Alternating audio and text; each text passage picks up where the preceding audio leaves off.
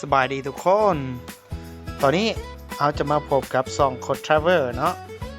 วันนี้เขาจะพาทุกคนเข้าไปเบิ่งตลาดดาวเฮืองเนาะทุกคนอยู่เมืองปากเซ่แขวงจำปาสักเนาะซึ่งวันนี้โค้ชทราเวลจะพาทุกคนเข้าไปเบิ่งว่าตลาดดาวเฮืองมันคือคืนแนวใดเนาะอันนี้ก็คือเขาจะเข้าด้านหน้าเป็นเบื้องตลาดเช้าเนาะทุกคนเขาก็จะมีเครื่องขายหลายอย่างเนาะหลายชนิดโดยเฉพาะประเภทผักหรือว่าอาหารที่กระเจ้าหามาได้เนาะกระเจ้ามาขายเป็ดไก่หลายอย่างทุกคนคือตอนเช้าปกติแล้วอยู่นี่แมนอยู่ตลาดดาวเฮืองนี่แมนคนหลายแห้งและมีความคึกคืนกระเจ้าขายดีเนาะตอนนี้เขาจะพาทุกคนไปเบิ่งกล้วยเนาะเพราะว่าเขาจะซื้อมากล้วยให้กับพี่น้องและเขาจะมาถ่ายทุกคนได้เห็นบรรยากาศในการลงตลาดของเขาในมื้อนี้เขาก็ลงมา2คนเนาะกับโปรตุเขียวตอนนี้เขาก็มาถามกล้วยราคาของกล้วยเนาะเขาจะซื้อจริงจำนวนหลายถามว่าแม่ค้าจะลดให้หรือบ่แม่ค้าแล้วก็ว่า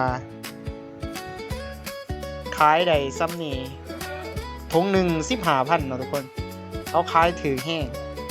ป่วยถุงใหญ่หนึ่ง 15,000 วันนี้เขาก็จะซื้อประมาณอยู่16 ถุงพุ่นเนาะทุกคนเขาจะซื้อเมื่อเกลือไก่เนาะเมื่อเลี้ยงไก่ทุกคนเพราะว่าไก่ไข่ของเฮาก็ต้องการว่าวิตามินจากผักจากหมากไม้เนาะเราเลยจำเป็นต้องได้ซื้อเพื่อไปแจกจ่ายให้กับพี่น้องที่กระเจ้าเลี้ยงไก่อยู่เขตปทุมพรเนาะที่เฮาได้ไปเฮ็ดโครงไก่หรือว่าเฮ็ดโครงการเลี้ยงไก่เนาะให้กับพี่น้อง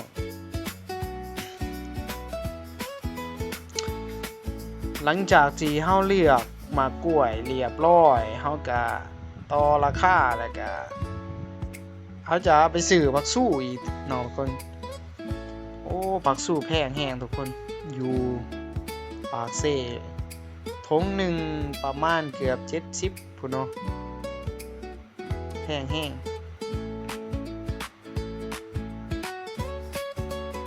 นี่คือกล้วยยาวเนาะ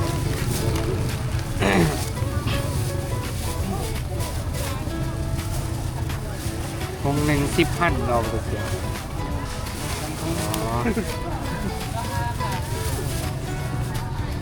ตึกๆเนาะพี่น้องคันว่าอยู่เกาหลีหน่วยหนึ่งเท่าไหร่บ่เกี่ยวบ่3 หน่วยประมาณ4 หน่วยประมาณ3อ๋อคึกคืนอีนี้ตลาดเด้อพี่น้องขายไว้เนาะขายหลายอย่าง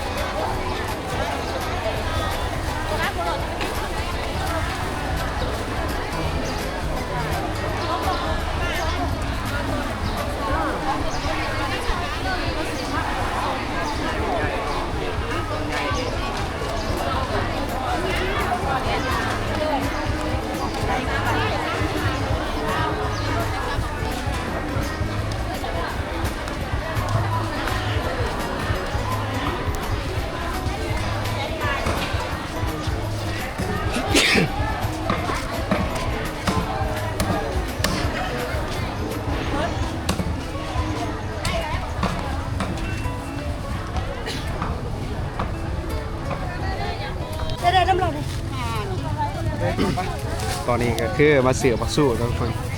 ของ170เพิ่นว่าพี่น้องบักสู้แพงขนาดกดเจ้าน้ำผ่าไปโดย